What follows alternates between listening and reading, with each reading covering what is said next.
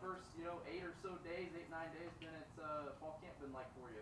I think it's been a blast. I've had a lot of fun just getting to know these guys, and it's really hard when you have everything go down with lockdown and all that stuff, and not really get to spend time with the players in person. Obviously, you do your online meetings and all that. It's just not the same as being in person and getting to do it live and all that stuff. So first off, it's been really fun. A great group of guys. They really enjoy football and love it. So that part of it's been really good. And then obviously, we're just learning through things as we go through it. Making mistakes and learning through it, and having some players step up and challenging some guys. And I think it's just been overall a solid first 8 days. Charlie, what was your takeaway from Saturday's scrimmage? I think it was just very sloppy, and I think Coach Scott hit on that for sure, especially offensively for us, cleaning up the pre-snap penalties, false starts, had a couple turnovers, so that part of it was disappointing. Obviously I was very encouraged up front with how our offensive line played, and I feel like those guys have really done a great job over the summer, and through all the online stuff, have really taken ownership and trying to get better. That was really encouraging. I think we got some really explosive running backs that showed up on Saturday. With some of those guys making some plays. But the biggest thing overall is we just got to clean up our mental mistakes, the pre-snap penalties, and taking care of the football. Charlie, how do you feel like the quarterbacks have progressed so far? How do they look? Yeah, they've done well. I think they've gotten better each and every day. And, they've all made their mistakes. First time ever running things, which is hard. And in offense, you're running new concepts and all of that for the first time. But each and every one of them's gotten better every single day. The big thing with all those guys is they're not repeat offenders, so they're not going to make a mistake one day. I'm going to coach it up in the meeting room, and they're going to get it right the next day. So from that standpoint, it's been very encouraging. And all three have different skill sets and different abilities, and I think we can use all of their strengths in different ways. Charlie, anything that's maybe been a pleasant surprise so far to you? Yeah, I think up front, like I said, on Saturday, I was really impressed with those guys. I thought all summer they were one of the hardest working groups, so I thought they had a chance to do it. But just seeing it in action in scrimmage situation and in practice, it's been very encouraging how those guys are playing. Coach, there's a lot of competition at that running back position. Yeah. What has stood out to you most about some of those guys? They're just all explosive. It's sometimes I don't even know which one's in the game, and you're popping some big runs, and all those guys. We got 4 or 5 guys who can make big plays down the field, and that's one thing I think is very important, and especially playing in a tempo offense. You got to have guys who can finish drives and generate explosives for you. It's a little bit harder to move the chain or move the sticks 5 yards at a time when you're trying to play at a fast pace. So having some guys who can generate some really long runs is extremely beneficial, and we just have multiple guys that can do that, and that's very encouraging. Charlie, collectively, the receivers didn't have a great year last year. Just could you speak to their progress so far? Yeah, I think we started off camp really hot at the receiver position, making some good one-on-one plays and some of that stuff. Saturday was just disappointing, but we really called on the run game. We knew that going into that scrimmage, that was something we wanted to work on and see how it was going to look. But those guys have made a lot of plays. You got some big receivers outside. St. Felix and Trey Dukes have done a great job so far in camp. They're big guys who can go win your one-on-ones, similar to the things that you saw at Clemson and stuff that Coach Scott's used to, and throwing those one-on-one balls to some big guys outside. Latrell is a guy who can burn people and go down the field. T. Horn's another receiver who's had a really good camp so far and making plays. And we just got a whole bunch of slots that can play. Bryce has done a good job being Mr. Consistent, catch the ball, and generate some explosive as well. So I've been encouraged with them, and I think we wish we would have had a better day on Saturday, especially from the quarterback position too. But we have more opportunities, with some practices coming up here in the future. I'm sure you're aware of Horn's past and his past injury. Does he look to be 100% from what you've seen? Yeah, I mean, you could ask Coach Scott and all the medical stuff, but I mean, he's had a great camp so far. I've been very impressed. He's made a lot of big plays down the field, and he could be a weapon. Charlie, you mentioned that. You want to go or you want me to go?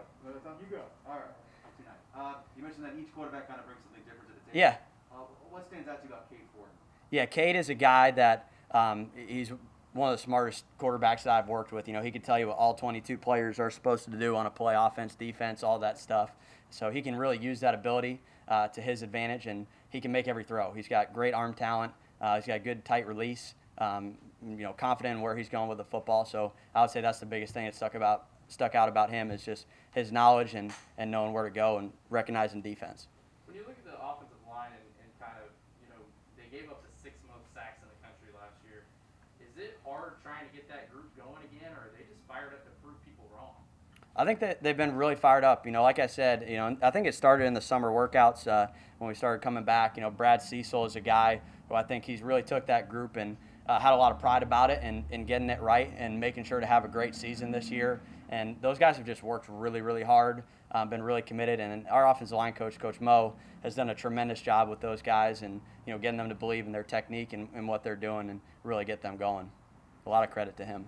How's your experience gone, kind of collaborating with Coach Scott on building the offense? Yeah. Where do you see the progress really being made? That's been one of the most fun things. You talk about a guy who, Clemson, they lead the country in offense just about every year. And the really cool thing is kind of taking the things that I've done in the past and, some of our core concepts and combining it with the things that they've done in the past and their core concepts. And it's really cool because you have two people who are both looking at really, offenses that have had a lot of success historically and getting fresh eyes on them too. And so kind of to shape and mold things to make it collectively the best system that we can make and, kind of make it the USF offense, it's not the Clemson offense here. It's not what I've done in the past, whatever. It's our new offense here and what we're going to do. And he's a extremely intelligent coach and he knows what he's talking about. So that's been a blast.